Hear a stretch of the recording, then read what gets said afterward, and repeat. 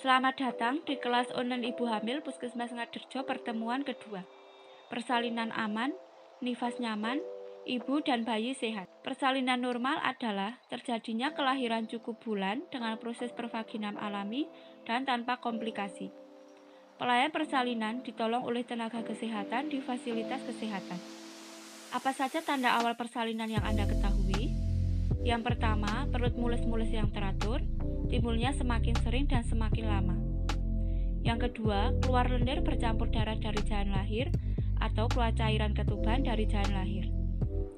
Apabila muncul salah satu tanda tersebut, bawa ibu ke fasilitas kesehatan dan setelah proses melahirkan, sebaiknya ibu didampingi suami atau keluarga. Apa tanda-tanda bahwa ibu akan melahirkan?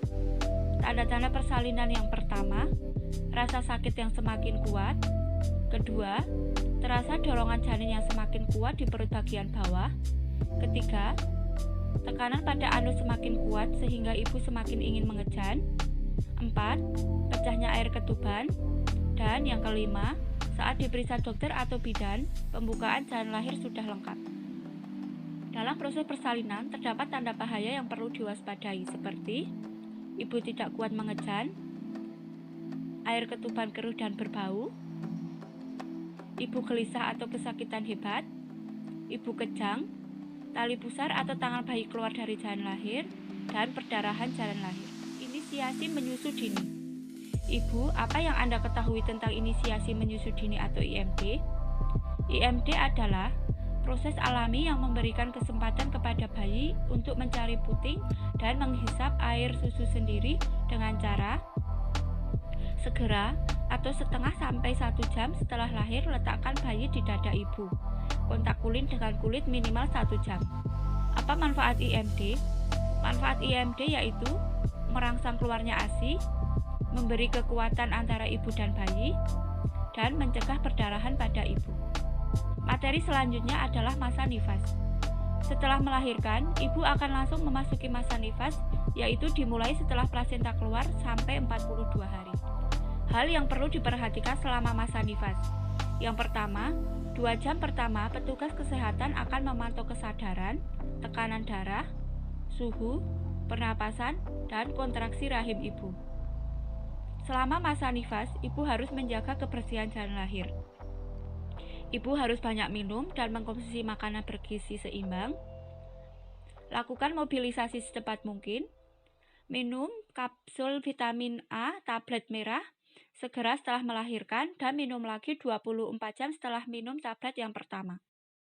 Untuk persalinan pelayanan ibu nifas yang dilakukan oleh bidan atau dokter minimal 3 kali pemeriksaan, yaitu 6 jam sampai 3 hari setelah melahirkan, 4 sampai 28 hari, dan 29 sampai 42 hari.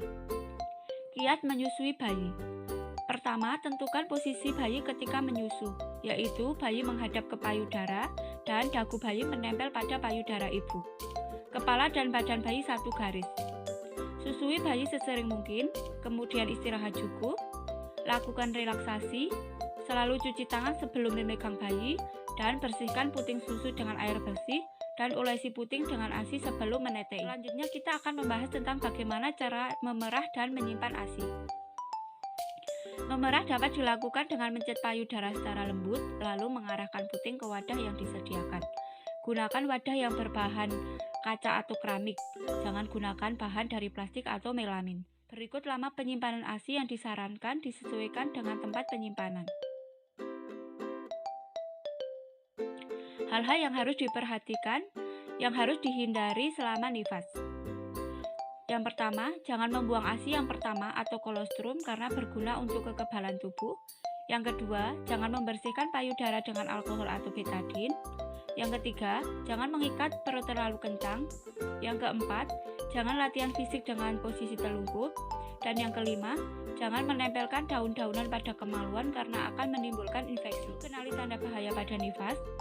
Yang pertama, perdarahan lewat jalan lahir, demam lebih dari 2 hari, bengkak pada wajah, tangan dan kaki, atau sakit kepala dan kejang, ibu terlihat sedih, murung, dan menangis tanpa sebab, payudara bengkak, memerah dan sakit, atau keluar cairan berbau dari jalan lahir. Segera bawa ibu ke fasilitas kesehatan bila ditemukan salah satu tanda tersebut. Materi terakhir yaitu keluarga berencana atau KB. KB pasca persalinan adalah penggunaan alat kontrasepsi langsung sesudah melahirkan sampai 42 hari setelah melahirkan. Ada dua metode kontrasepsi yaitu metode jangka panjang dan metode jangka pendek. Metode yang jangka panjang antara lain alat kontrasepsi dalam lahir atau KDR atau IUD, implan, atau jika ibu tidak ingin punya anak lagi bisa menggunakan alat kontrasepsi mantap pada wanita atau tubektomi dan alat kontrasepsi mantap pada laki-laki atau vasektomi.